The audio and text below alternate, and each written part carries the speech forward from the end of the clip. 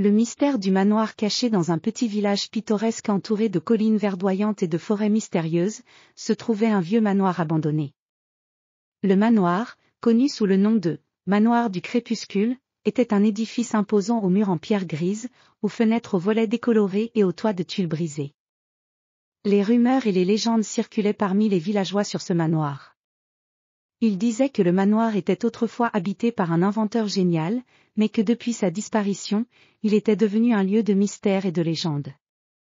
Le manoir était entouré d'un vaste jardin envahi par des broussailles, où les fleurs sauvages et les vignes grimpaient sur les murs comme des serpents de verdure. Au centre du jardin se dressait une fontaine en pierre, dont l'eau, bien que claire, était recouverte d'une fine pellicule de mousse verte. Les ronces et les buissons avaient envahi les allées pavées, rendant le jardin presque impénétrable. Mais ce n'était pas le seul mystère du manoir.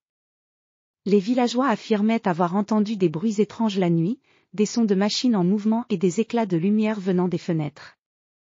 Un jour, un jeune aventurier nommé Émile, passionné par les mystères et les inventions, décida de percer les secrets du manoir du crépuscule. Émile était un jeune homme curieux avec une passion pour les découvertes et une grande détermination. Il avait entendu parler des histoires fascinantes concernant le manoir et était convaincu que quelque chose d'extraordinaire s'y cachait. Émile arriva au manoir au lever du soleil, armé d'une lampe à pétrole, d'une carte ancienne qu'il avait trouvée dans les archives du village, et d'un carnet de croquis pour prendre des notes. Il commença par explorer le jardin, utilisant des outils pour dégager les chemins envahis. Chaque coin du jardin semblait murmurer des secrets, chaque bruit du vent à travers les arbres semblait raconter des histoires anciennes. Émile se sentait à la fois excité et un peu inquiet. Enfin, après avoir nettoyé une partie du jardin, il se dirigea vers la porte d'entrée du manoir. La porte était en bois massif, ornée de sculptures anciennes et de ferrures en fer forgé. Émile utilisa ses compétences en bricolage pour ouvrir la porte, qui grinça sinistrement en s'ouvrant sur un hall d'entrée vaste et poussiéreux. Le hall était éclairé par la lumière du matin qui filtrait à travers les fenêtres sales. Les murs étaient couverts de tapisseries usées, représentant des scènes de chasse et des paysages étranges. Un grand escalier en colimaçon menait aux étages supérieurs, et des portraits anciens de personnes en costume d'époque ornaient les murs. L'air était lourd de poussière et de mystère. Émile monta les escaliers avec précaution, ses pas résonnant dans le hall silencieux. Il arriva au premier étage, où il découvrit plusieurs pièces abandonnées. Dans l'une des pièces, il trouva une grande bibliothèque.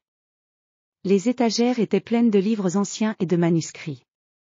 Émile commença à examiner les livres, espérant trouver des indices sur les inventions du mystérieux inventeur. Au milieu des livres, il découvrit un manuscrit relié en cuir, avec des inscriptions étranges sur la couverture. Il l'ouvrit avec précaution et trouva des croquis et des notes sur des inventions fascinantes. Le manuscrit parlait d'une machine capable de capter l'énergie du soleil et de la transformer en une force puissante. Émile était émerveillé par la complexité des dessins et des calculs. Cela semblait correspondre aux légendes concernant le génie inventif du propriétaire du manoir.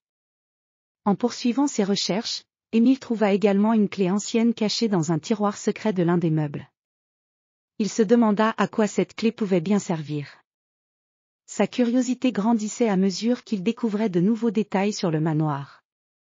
Il décida de chercher la serrure correspondant à cette clé. Ses explorations le menèrent finalement à une pièce secrète cachée derrière une étagère mobile. Lorsqu'Émile inséra la clé dans la serrure et tourna, un mécanisme caché s'activa, ouvrant un passage secret menant à un laboratoire souterrain. Ce laboratoire était rempli d'appareils étranges, de rouages, et de machines fascinantes. Il y avait également un grand panneau de contrôle avec des boutons et des leviers, tous poussiéreux mais en parfait état. Émile examina les machines avec une grande attention. Les machines étaient connectées à des panneaux solaires sur le toit du manoir, confirmant les théories du manuscrit. Le laboratoire semblait intact, comme si l'inventeur l'avait laissé en pleine activité avant de disparaître mystérieusement. En continuant ses explorations, Émile découvrit un journal intime du propriétaire du manoir, qui expliquait les raisons de son retrait dans ce laboratoire secret. L'inventeur avait découvert un moyen d'utiliser l'énergie solaire pour de grandes avancées technologiques, mais il craignait que cette invention tombe entre de mauvaises mains. Il avait donc décidé de cacher son œuvre pour protéger son invention. En sortant du manoir, Émile se sentait inspiré par ses découvertes. Il avait non seulement percé le mystère du manoir du crépuscule, mais il avait également découvert une invention qui pourrait changer le monde. Le manoir, autrefois un lieu de légende et de mystère, était maintenant un symbole de l'ingéniosité humaine et du pouvoir de l'exploration. Émile rentra au village avec un esprit plein de rêves et de projets, prêt à partager ses découvertes avec le monde et à faire avancer la science comme le génie mystérieux du manoir du crépuscule l'aurait voulu.